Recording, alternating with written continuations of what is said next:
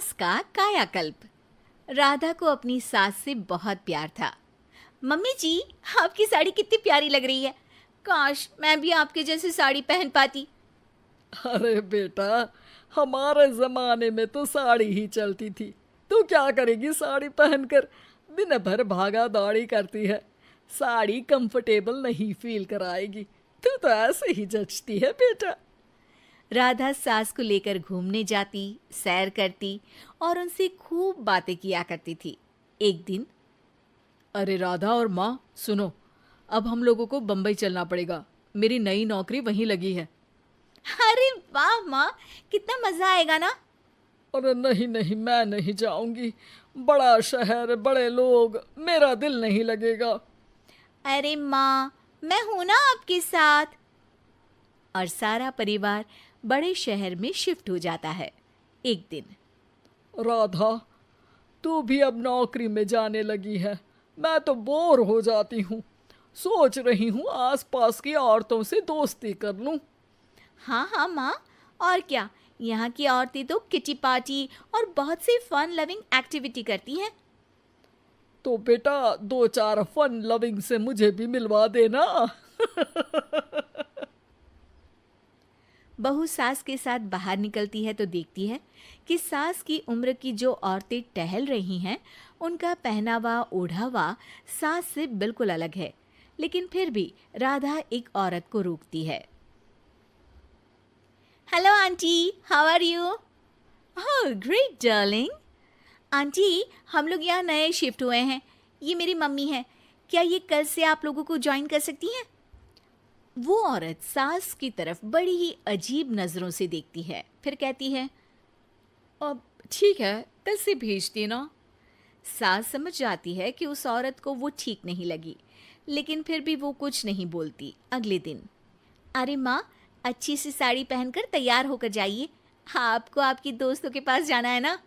और नहीं नहीं, मैं सोच रही हूँ घर पर बैठकर टीवी देखूं। वैसे भी रामायण का नया एपिसोड आएगा। नहीं माँ, आप जाओ ना, लोगों से मिलो, बात करो, अच्छा लगेगा। ना चाहते हुए भी सास उन लोगों के पास जाती है, लेकिन सभी सास से बुरा व्यवहार करते हैं। सास मुंह लटकाकर घर आ जाती है। बहू समझ जाती है कि सास को कुछ हुआ है। वो रोज सास को पार्क में भेजती, लेकिन सास रोज मुंह लटकाकर वापस आ जाती। क्या हुआ माँ, आप बाहर जाकर खुश नहीं होती हैं? अरे बेटा, खुश तो हूँ लेकिन लेकिन क्या माँ, आपको तो लोगों से मिलना, बातें करना अच्छा लगता था। मैं देख रही हूँ कि आजकल आप बाहर से आती हैं तो परेशान सी दिखती हैं। सास कुछ नहीं कहती, अपने कमरे में चली जाती है। अगले दिन राधा चुपके से सास के पीछे पार्क में जाती है। हेलो, कैसे हैं आप लोग? एक औरत मुंह बनाकर साइड हो जाती है। सभी एक दूसरे से बात करती हैं, लेकिन राधा की सास साइड में चुपचाप अकेली बैठी रहती हैं। राधा घर आती है और सास के वापस आने का इंतजार करती है। सास मुंह लटकाकर घर आती है। अरे मम्मी जी, तब से इंतजार कर रही हूँ, जल्दी तैयार हो जाइए, मार्केट जाना है। राधा सास को लेकर बाजार जाती है और उन्हें कुछ मॉडर्न कपड़े दिलाती है। अगले दिन सास उन कपड़ों को पहनकर पार्क में जाती है। Oh my god, you are looking gorgeous. Beautiful top, कहाँ से लिया? हे, मेरे घर में कल किटी है, तुम जरूर आना। अजीब औरतें हो तुम लोग। मैं रोज आती थी तब तो तुम लोग सीधे मुंह बात भी नहीं करती थी। आज इन कपड़ों को देखकर तुम मुझे घर बुला रही हो। लेकिन सुनो, अब मुझे तुम लोगों से कोई बात नहीं करनी और ना ही दोस्ती करनी है। अरे तुम तो बुरा मान गई। वैसे दोस्ती नहीं करनी थी तो ये कायाकल्प क्यों किया?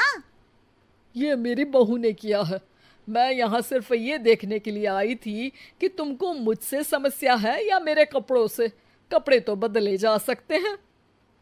अच्छा चलो, जो भी हो, अब हम लोग तुम्हें अपने साथ रखने को तैयार हैं। लेकिन अब मुझे तुम लोग नहीं पसंद। ये बोलकर राधा की सास वहां से चली जाती है। वाह माँ जी, आज तो आपका चेहरा खिला खिला सा लग रहा है। लगता है आपकी सहेलियों ने आपको अपना लिया। हाँ, वो तो अपनाना ही था। दिखावे वाली जो है वो, मेरे कपड़े बदलते ही उनका दिल बदल गया। लेकिन आज मैं उन्हें मना कर आई, अरे क्यों माँ जी? क्योंकि उन लोगों को मुझसे नहीं मेरे कपड़ों से दोस्ती करनी थी। वैसे मेरे पास तो तू है ना, मेरी प्यारी बहू, मुझे किसी की जरूरत नहीं है।